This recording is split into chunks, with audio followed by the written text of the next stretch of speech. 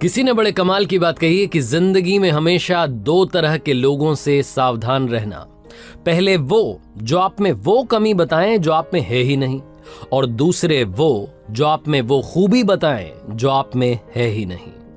Hi guys, मेरा नाम है आरजे कार्तिक। एक छोटी सी कहानी, ये कहानी एक राजा की जिसके कोई संतान नहीं थी, उत्तराधिकारी नहीं चुन पा रहा था, बूढ़ा हो चला था और अब जरूरत थी इस राज्य को अगला राजा देने की। अपने मंत्रियों से बात की तो उन्होंने बताया कि सर आप किसी को अडॉप्ट कर लीजिए। किसी ने कहा कि महाराजा साहब आप तो किसी को अडॉप्ट करने की बजाय किसी को भी आपकी पसंद से चुन करके किसी भी मंत्री को राजा बना दीजिए। राजा को ये सब समझ में नहीं आ रहा था। किसी ने उससे कहा कि कंपटीशन रखवा लीजिए। ये सुझाव उसे थोड़ा ठीक लगा तो उसने कहा कि काम करते हैं, किसी भी तरीके की कोई कंपटीशन नहीं होगी, सिंपल इंटरव्यू होगा। जो भी आएगा मुझसे बात करेगा और मैं बात करके पहचान लूंगा कि क्या वो अगला राजा बनने के लायक है या नहीं है। फिर किसी ने कहा कि काम करते हैं, इसमें आप क्राइटेरिया डाल दीजिए कि इस टाइप के लोग ही आ सकते हैं। तो राजा ने कहा नहीं, कोई भी आ सकता है, किसी भी उम्र का व्यक्ति आ सकता है और आकर के अगले राजा के लिए इंटरव्यू दे सकता है। अब ये जो साक्षात्कार वाली बात थी ये फैली पूरे राज्य में, धीरे धीरे लोगों को मालूम चला, गांव में पहुंची, कस्बों में पहुंची, शहरों में पहुंची, तो सब तरह के लोग वहां पहुंचने लगे राजमहल में। एक छोटा सा गांव था, वहां एक लड़का किसानी करता था, खेती करता था। उसे जब ये बात मालूम चली तो उसने अपने फादर को बोला कि मुझे भी जाकर के एक बार इंटरव्यू देना है। तो उसके फादर ने कहा कि देख लो, मुझे नहीं लगता कि कुछ हो पाएगा। तो उस लड़के ने कहा एक बार कोशिश करता हूँ। लड़के के घर वालों ने उसको हाँ कह दी। अब वो तैयार था अगले दिन इंटरव्यू पर जाने के लिए, लेकिन सवाल ये था कि उसके पास में ढंग के कपड़े नहीं थे। अब जब ढंग के कपड़े नहीं थे तो उसको अंदर से वो घिन आने लगी कि कैसे मैं इंटरव्यू दूंगा, पता नहीं मतलब राजा को जब वो पहली बार मुझे देखेंगे उसके बाद ही उनका इंप्रेशन क्या होगा, वो जम नहीं पाएगा मामला। उसने अपने फादर से कहा कि क्या कुछ पैसे मिल पाएंगे, घर में ज्यादा पैसे भी नहीं थे।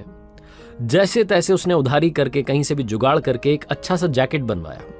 पुराने से कपड़े थे, फटी सी शर्ट थी, पुरानी सी पैंट थी, उसके ऊपर वो अच्छा सा जैकेट डाला और इंटरव्यू देने के लिए वो जो नगर था जहां पर उनकी राजधानी थी, राजमहल था, वहां निकल पड़ा। रास्ते में जाते आते सोच रहा था कि क्या सवाल पूछे जा सकते हैं, किस किस के मुझे जवाब देने होंगे। बहुत सारी अंदर, जो कि हर इंसान के साथ होता है जब भी हम इंटरव्यू के लिए जाते हैं, बहुत कुछ माइंड में चल रहा होता है। वो जो नगर था वो आ ही गया था, परकोटा दिख रहा था। तभी उसे एक भिखारी दिखाई दिया जो कि सड़क के किनारे बैठा हुआ था। सर्दी का मौसम था, ठिठुर रहा था और उसने इस लड़के से कहा कि बाबूजी क्या मेरी मदद कर दोगे, मुझे कुछ ओढ़ने के लिए दे करके चले जाओ। इस लड़के के पास में कुछ भी नहीं था, ना पैसे थे, थोड़ा बहुत राशन लेकर के आया था खाने पीने के लिए। इसको लगा कि ये तो खाने पीने से तो काम चल नहीं पाएगा, इसको तो कपड़ा ही चाहिए। इसने अपने ऊपर देखा तो एक अच्छी सी जैकेट जो कि बड़ी मेहनत से इस तक पहुंची थी, उधारी के पैसे से पहनी हुई थी, जैसे तैसे जुगाड़ करके पहन के आया था कि चलो इससे इज्जत बच जाएगी, कुछ अच्छा लगेगा, इंप्रेशन चला जाएगा। इसके मन ने कहा कि यही उतार करके दे दो। लड़के ने यही जो जैकेट थी उतार करके उस भिखारी को दे दी। उसके बाद में वापस चल पड़ा आगे। उस नगर में पहुंचा, राजधानी में पहुंचा जहां पर कि राजमहल था। वहां गया, जो राजा के सैनिक थे उन्होंने रास्ता बताया कि यहाँ सराय में जाकर के रुक जाइए। 2-3 घंटे वहां आराम किया। उसके बाद में इसका इंटरव्यू का टाइम आया। बाल बाल बना करके, वही पुराने से कपड़े थे, गंदे कपड़े। मन ही मन सोच रहा था कि पता नहीं क्या होगा, अब तो वो जैकेट भी चली गई है, सब कुछ खत्म होने वाला है, सब बिगड़ गया है।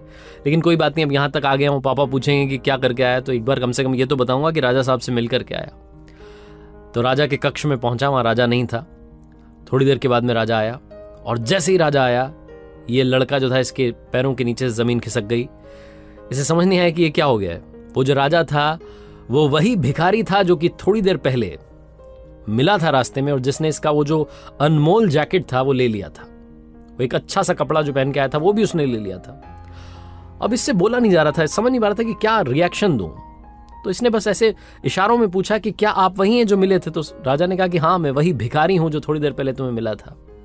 अब इसके अंदर थोड़ी हिम्मत आई। इसने पूछा कि आपने मेरे साथ क्यों किया, ये कौन सी परीक्षा आप ले रहे थे, ये क्या तरीका है, मेरे पास में एक ही जैकेट थी वो भी आपने ले ली और अब आप ही यहाँ पर राजा बनकर बैठे, आप ही राजा हैं। मुझे तो समझ ही नहीं आ रहा कि मैं क्या बोलूं।